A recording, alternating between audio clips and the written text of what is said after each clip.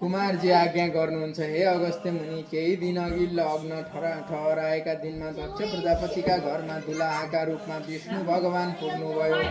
दक्ष प्रजापतिले पनि विवाहको सामग्री तयार गराई यज्ञको विधि पश्चात कन्यादान दिन तयार भए। महादेव भने कैलाश पर्वतमा विष भाङ धतुरो खाई विवाहमा जान भुल्नुभयो। अझै महादेव आइपुग्नु भएन। कन्यादानको समय हुनै आँट्यो। कन्यादान मैले थापेँ भने महादेवलाई हुँदैन, अब कसो गरौँ के गरौँ भन्दै विष्णु छटपटाउन थाले। उता महादेवले पनि त्यसै बेला कन्यादानको बेला हुन लागेको झट्ट सम्झनु भयो र श्री विष्णुले भनेअनुसार भिक्षुकको वेश धारण गरेर विवाहका मण्डपमा पुग्नुभयो। त्यहाँ पुगेपछि भिक्षुकको भेषधारी श्री महादेवले भन्नुभयो, हे दक्ष प्रजापति, म अति टाढाबाट आएको छु। यस बेला मलाई अत्यन्त भोक लागिरहेको छ, कति पनि ढिला नगरी मलाई भिक्षा देऊ। भिक्षुकको यस्तो कुरा सुनेपछि दक्ष प्रजापतिले भने, हे भिक्षुक, एकछिन पर्ख, आज मेरी छोरीको विवाह हुँदैछ। मैले कन्यादान दिने लग्न बित्न लागिसकेको छ। कन्यादान पश्चात तिमीलाई सन्तुष्ट पार्ने गरी भिक्षा दिनेछु।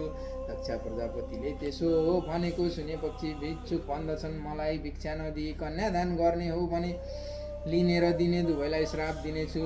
सन्यासी रूपधारी महादेवको यस्तो वचन सुनि विष्णुबाट आज्ञा भयो, हे वृद्ध भिक्षुक, कन्यादानको घडी पला ठिक हुनै आँट्यो। कन्यादान हुने बित्तिकै तिमीले भिक्षा पाउनेछौ, बरु अहिले मेरो छेउमा बस। यति श्री विष्णुको वचन सुनि भिक्षुक रूप महादेवले पनि चित्त बुझाउनु भयो।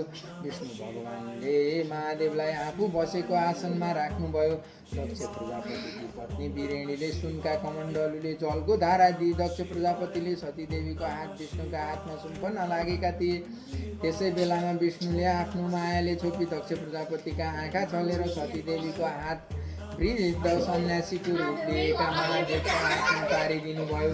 माया हटिसकेपछि दक्ष प्रजापतिलाई यो कुरा थाहा भयो। उनले मनमा बडो खेद मानेर भने, हे विष्णु, तिमी कपटी रहेछौ। तिम्रो विश्वासमा पर्दा मेरी पुत्री सतीदेवीको यस्तो अवस्था भयो।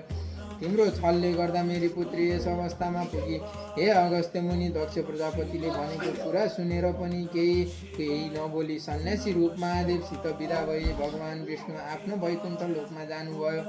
विष्णु गइसकेपछि दक्ष प्रजापतिले छोरीतर्फ फर्किएर भने, हे पुत्री सतीदेवी, पापिष्ट विष्णुका छलले गर्दा आज तिमीले यस्तो वृद्ध सन्यासी स्वामी पायौ। दुःख नमान, हामी नै तिमीलाई पाउला।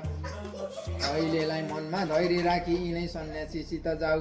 आफ्ना पिता दक्ष प्रजापतिले भनेका यी कुरा सुनेर आफ्ना बहिनीहरूले देवतापति पाएको र आफू वृद्ध सन्यासीको हातमा परेको सम्झी आफूलाई धिक्कार्दै रुन लागिन्। केही बेरपछि आफैले मन बुझाउँदै भन्न लागिन्, मेरा कर्ममा जे लेखिएको थियो सो भयो, अब रोएर हुँदैन।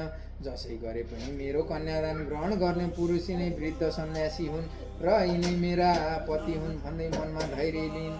सन्यासीको रूप लिएका महादेवले सतीदेवीलाई आज्ञा गर्नुभयो, हे स्त्री, हामीले अब यहाँ बसेर हुँदैन, आफ्नो घर जानुपर्छ।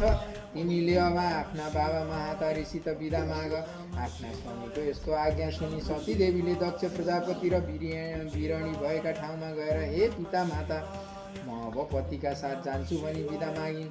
छोरीको कुरा सुनि विरह व्यथाले व्याकुल भएका दक्ष प्रजापति र बिरणीले आँखाभरि आँसु पारेर आफ्नो छोरीलाई छातीमा टाँसेर निकै रोए।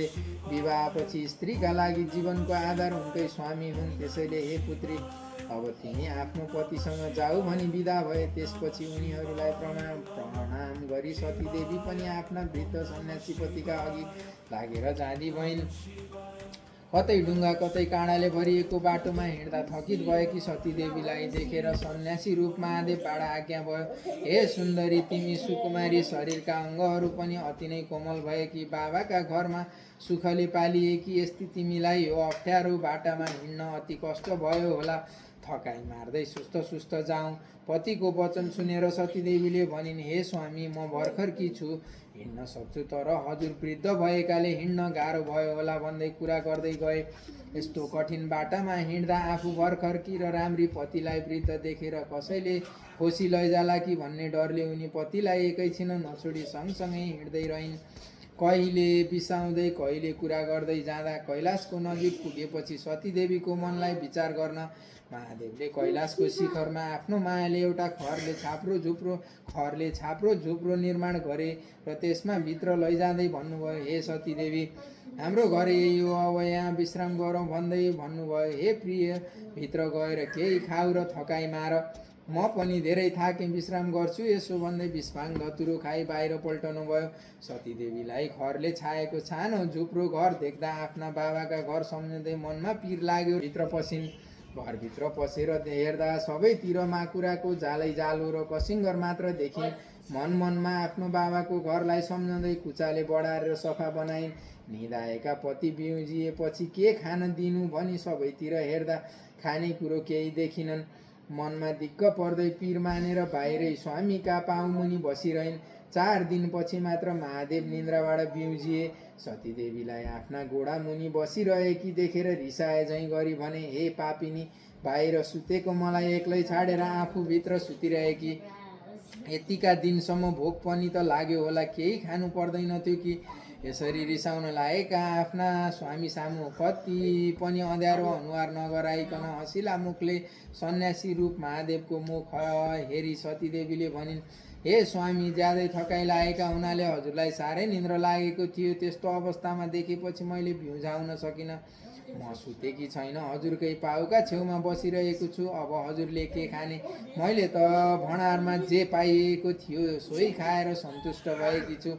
अत्यन्त सुन्दर स्वरूपकी, श्रृङ्गारले सजिएकी, रिस आदि अवगुणहरूलाई पैताला मुनि दबाएकी पतिव्रता सतीदेवीका मधुर वचनले प्रकट भएका यस्ता कुरा सुनेर महादेवले मनमा विचार गर्नुभयो, खानका लागि यहाँ केही थिएन, सद्गुणी हुनाले मेरो मनमा चिन्ता नहोस् भन्ने ठानेर त्यसो भने तापनि यिनले के खाइन् होला? यसरी मनमा अनेकौं कुराहरू गुन्दै गर्दा महादेवका मनमा करुणा जागेर भन्नुभयो, हे प्रिय, यो त हाम्रो घर होइन, त्यो खरको भित्तो च्यातेर पछाडि हेर। पतिको कुरा सुनेपछि सतीदेवीले भनिन्, हे स्वामी, भएको घरलाई भत्काएर नभएको घर कहाँ हेर्नु र? म स्त्री जाति र हजुर वृद्ध अवस्थाको हुनुहुन्छ, हाम्रो भत्केको घरलाई फेरि कसले बनाइदेला?